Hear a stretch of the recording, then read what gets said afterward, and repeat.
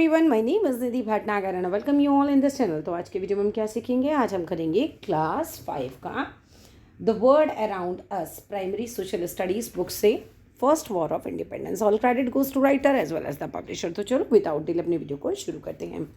We celebrate Independence Day every year on 15 August. भाई देखो, हम 15 अगस्त को हर साल ही जो है वो इंडिपेंडेंस डे मनाते हैं।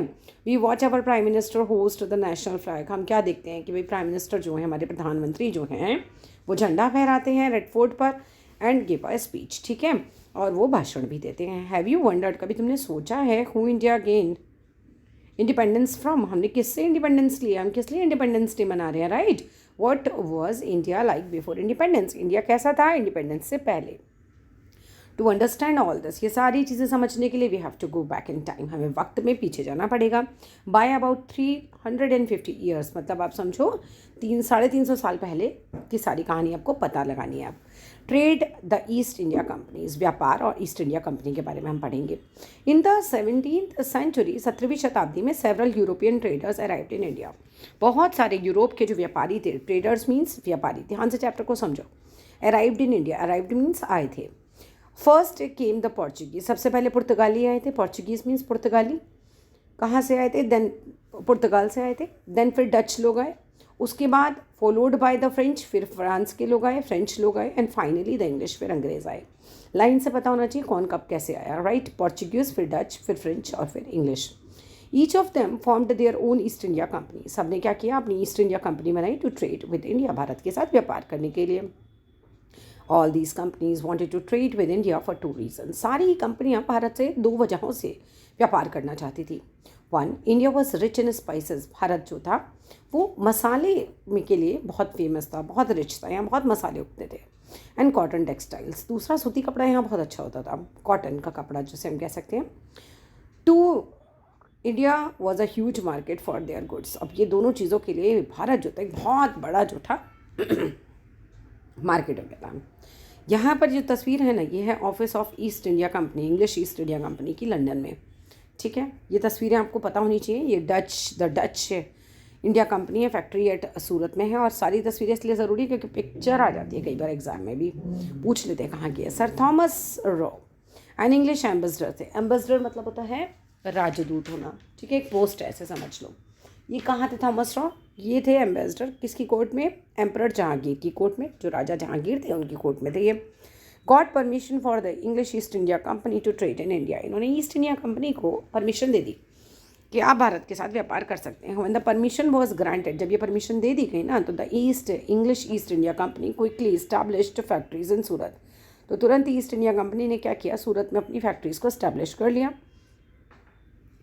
भरूच में, बॉम्बे में और कलकत्ता में, मद्रास में और बहुत सारे अदर प्लेसेस में इन्होंने अपनी कंपनियां लगा ली, ठीक है। इतनी कहानी हो गई। इस्टेब्लिशमेंट ऑफ कंपनी रूल, अब इस्टेब्लिश कैसे हुई? The English East India companies trade proved to be very successful. अब जो इंग्लिश ईस्ट इंडिया कंपनी थी ना, ये बहुत सक्सेसफुल रही, इसका व्यापार इनके लिए बहुत सक्सेसफुल रहा बेसिकली। दिस मेड दम पावरफुल। इस चीज़ ने कि उन्होंने भारत के साथ व्यापार किया या ईस्ट इंडिया कंपनी बनाई, इसने इन्हें बहुत ज़्यादा पावर दे दी। So they started carrying out quest in India. तो इन्होंने क्या किया? विजय अभियान चलाने शुरू कर दिया। मतलब इन्हें जगह जगह जीती नहीं थी अब इंडिया की। इन 1757 में they won the battle of Plassey. इन्होंने बैटल ऑफ प्लासी का युद्ध जीता। वो किस किस के बीच लड़ा गया था? सिराजुद्दौला और नवाब ऑफ बंगाल मीर्जा के साथ लड़ा गया था। सिराजुद्दौला जो थे नवाब थे, ठीक है। और क्या हुआ था? मीर जाफ़र था कमांडर इन चीफ इस वॉर में। अब मीर जाफ़र बहुत ख़राब आदमी था basically. The company led by Robert Clive. Company की तरफ से लड़ कौन रहा था? रॉबर्ट क्लाइव लड़ रहा था। Was helped bye Mir Jafar. और मीर जाफ़र सिराजुद्दौला की तरफ से लड़ ज़रूर रहा था, लेकिन उसने धोखा दिया सिराजुद्दौला को। बिट्रेड मीन्स धोखा देना। और क्या किया? रॉबर्ट क्लाइव को ही जिता दिया। मतलब आप जिसकी तरफ से लड़ रहे हो, आपने उसे ही हरवा दिया और अपोजिट पार्टी को जितवा दिया, रॉबर्ट क्लाइव को जितवा दिया। द एंग्लो फ्रेंच वॉर्स भी हुई उस समय, भी लड़ी गई between the French and the English east Indian company के बीच में। आपस में क्यों लड़ रहे हैं? क्योंकि फ्रांस वालों को भी हमारे साथ व्यापार करना है, इंग्लिश वालों को भी, माल तो उतना ही है, ठीक है, तो ये आपस में ही लड़ लेते थे। इसके अलावा क्या आता है? East India companies ended French trade in India and establish the supremacy of English East India company. अब फ्रांस वाले हार गए तो फिर क्या हुआ, ईस्ट इंडिया कंपनी जो अंग्रेज़ों वाली थी वही चलती रही, उन्होंने हमारे साथ बाद तक व्यापार किया। इन 1764 सी में द बैटल ऑफ बक्सर हुआ। The British defeated the Mughal emperor. British जो थे उन्होंने हरा दिया मुगल राजाओं को, शाह आलम सेकंड को एंड सिराजुद्दौला को। द नवाब ऑफ अवध थे सिराजुद्दौला, ये नवाब थे अवध के। एज अ रिजल्ट ये हुआ the British one the Deewani rights. Deewani rights हुआ करते थे उस समय, अधिकार हुआ करते थे, दीवानी राइट्स होते थे इनमें राजाओं पे, वो ये लोग हार गए थे और ब्रिटिश लोग इस अधिकार को जीत गए थे। ऑफ प्रेजेंट डे बंगाल में, बिहार में, झारखंड में, उड़ीसा में, इन जगहों पर ये दीवानी अधिकार हुआ करते थे और ये दीवानी अधिकार जो थे अब अंग्रेज़ जीत गए। The Mughals faced further humiliation. अब मुगल्स को बहुत ज़्यादा अपमानित होना पड़ा। When the company fixed a regular income which was just enough for the survival. अब कंपनी ने कहा देखो राजा तो तुम रही नहीं अब, ठीक है, हमने तुम्हें हरा दिया, बट ठीक है हम क्या करेंगे, हम तुम्हें एक फिक्स इनकम दे देंगे कि इतनी इनकम तुम्हारी मंथली आती रहेगी, तुम्हारा गुजारा होता रहेगा। अब ये एक राजा के लिए बड़ी अपमान की बात है। राजा जो हर चीज़ का मालिक है, अब उसी को तनख्वाह मिले, बड़ा ख़राब था। After the battle of Buxar the company started conquering other Indian kingdoms. Buxar के युद्ध के बाद कंपनी ने ये स्टार्ट किया बहुत अलग अलग राज्यों को जीतना। इन 1799 सी में it one over Mysore by defeating. उन्होंने मैसूर जीता, किसको हरा के, कंपनी ने टीपू सुल्तान को हरा के, और बैटल हुआ था श्रीरंगपट्टनम में। Over a period of time, समय बीतता गया, the east India company defeated the Marathas. Marathas को हरा दिया, जो रूलर थे अवध और पंजाब के, उनको भी हरा दिया। The company also introduce several laws. Company ने बहुत सारे कानून बनाए, बहुत सारी पॉलिसीज़ बनाई। लाइक एक तो बनाया था उन्होंने सब्सिडरी अलाइंस, और दूसरा कानून था डॉक्ट्राइन ऑफ लैप्स, और 100% एग्जाम में आएगा। सो एक्सपेंड देयर रूल, और अपने रूल को एक्सपेंड किया। क्या था ये सब्सिडरी अलाइंस, देख लेते हैं। The subsidiary alliance was introduced by governor general lord Wellesley. इन्होंने ये इंट्रोड्यूस किया था, और according to the terms of the alliance India rulers could not have their own army. India के रूलर की अपनी आर्मी नहीं हो सकती, सब्सिडरी अलाइंस में ही लिखा हुआ था। Instead they were be protected by company's troop. ने कहा कि आपकी अपनी आर्मी नहीं होगी, हमारी आर्मी आपको प्रोटेक्ट करेगी। अब इनकी आर्मी जब हमें प्रोटेक्ट कर रही है तो हम तो इनके खिलाफ कुछ कर ही नहीं सकते। राजा के आसपास अगर आर्मी ही अंग्रेज़ों की होगी तो राजा अंग्रेज़ों के खिलाफ क्या ही कर लेगा, और दब के चलेगा। तो ये सब्सिडरी अलाइंस एकदम दबाने के लिए था। This gave the British complete control over the foreign affairs of that ruler. अब राजा को कुछ भी फॉरेन अफेयर्स का कोई भी काम है, विदेशी कंपनियों के साथ कुछ भी करना है, तो राजा बिल्कुल इनके अंडर में आ गया, कंप्लीट कंट्रोल में आ गया। और दूसरा वो the doctrine of lapse was introduce by governor general Lord Dalhousie. Lord Dalhousie ने इंट्रोड्यूस किया। दिस डॉक्ट्राइन अलाउ करते थे कंपनी को to annex any princely state, कि अगर किसी भी प्रिंसली स्टेट में, कोई राजा के राज्य में, रूलर वॉज इनकॉम्पिटेंट और died without a natural male heir. मतलब आप राजा हैं, अगर नेचुरली आपका अपना बेटा पैदा हो रहा है तो ठीक है, नहीं हो रहा है तो आपका सारा राज्य हो गया अंग्रेज़ों का। आप गोद लिए हुए बेटे को भी नहीं मान सकते बेटा, अगर आपका बेटा है तो ही आपका राज्य उसे मिलेगा। ये था डॉक्ट्राइन ऑफ लैप्स। मतलब who were they to decide in our country, but they have decided. Ruling the empire, अब पूरे राज्य पर रूल करना। When the British to control of India, जब ब्रिटिश ने अंग्रेज़ों पे कंट्रोल कर लिया, they needed a plan to run it. तो ब्रिटिश ने प्लान बनाया इसे कैसे चलाया जाए देश को। सो दे फॉर्म्ड लॉज, उन्होंने कानून बनाए। In plant the land revenue system, उन्होंने लैंड रेवेन्यू सिस्टम भी बनाया। They also establish the army, उन्होंने आर्मी इस्टेब्लिश करी। पुलिस, ब्यूरोक्रेसी, जुडिशरी सब इस्टेब्लिश किया गया। First world war of independence, पहला वॉर हुआ, वर्ल्ड वॉर नहीं, पहला वॉर स्वतंत्रता के लिए। The companies rule was unjust, company जो भी कर रही थी वो अन्यायपूर्ण था, अनजस्ट था, ऑप्रेसिव था, दबाने वाला था लोगों को। The British has introduced law meant only for their benefit. अंग्रेज़ जो ब्रिटिश थे वो केवल ऐसे कानून बना रहे थे जो उनके मतलब के थे, उनके बेनिफिट के थे। Many Indian rulers felt cheated, बहुत सारे राजाओं को लगने लगा कि हमें चीट किया जा रहा है, हमारे साथ धोखाधड़ी हो रही है, बिकॉज ऑफ सब्सिडरी अलाइंस और डॉक्ट्राइन ऑफ लैप्स, दोनों कानून बहुत गड़बड़ थे।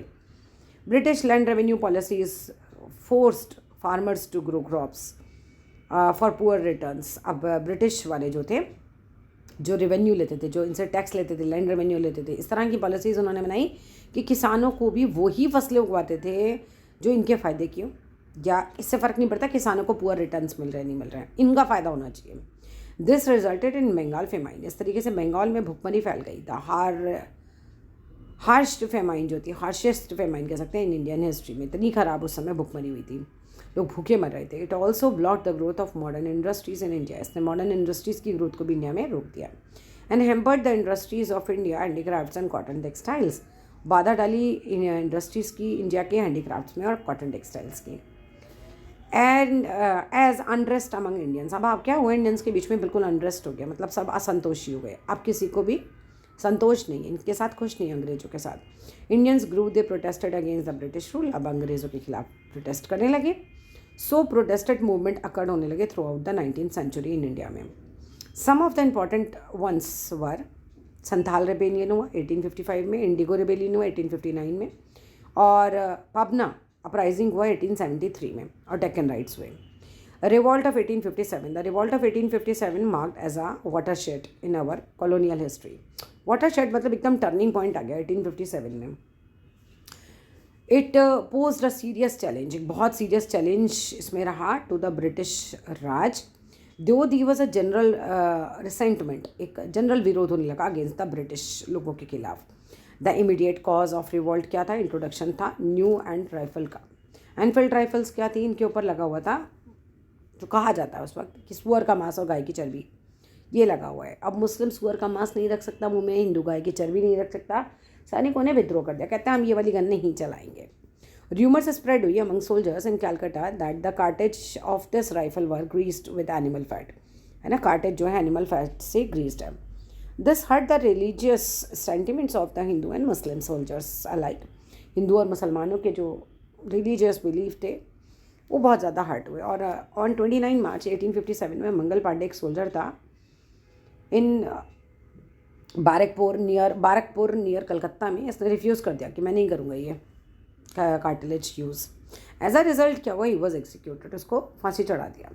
दिस ट्रिगर्ड हिज कमांडर्स, अब अपने कमांडर्स जो थे वो तो बहुत भड़क गए अगेंस्ट द ब्रिटिश। लेटर 10 मई 1857 में बहुत भयानक रिवॉल्ट हो गया अमंग सोल्जर्स के बीच में, और मेरठ में इन्होंने स्टार्ट किया, विद्रोह कर दिया बिल्कुल अंग्रेज़ों के खिलाफ।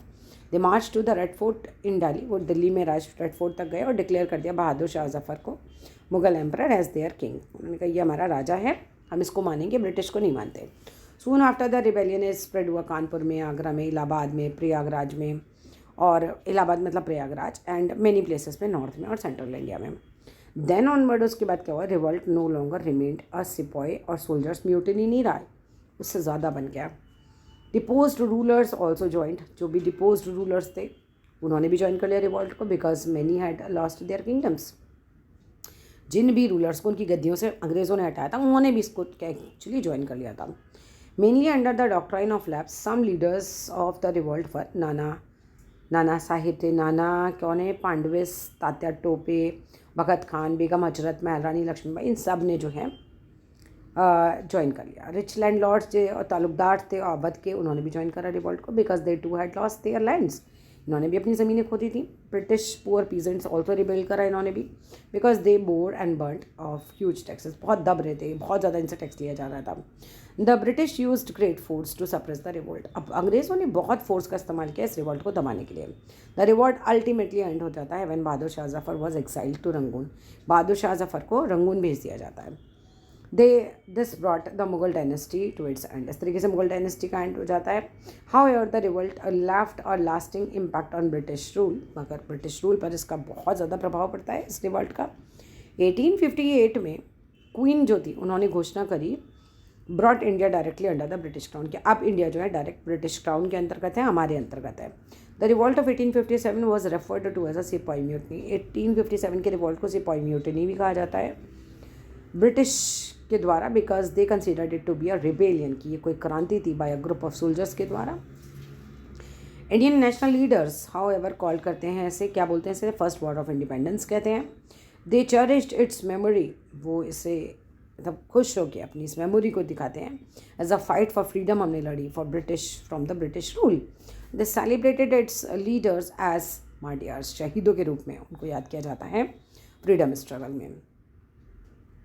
चलो तो that's all in this video, होता है हमारा चैप्टर खत्म। वीडियो अच्छा लगे तो लाइक करना, थैंक यू।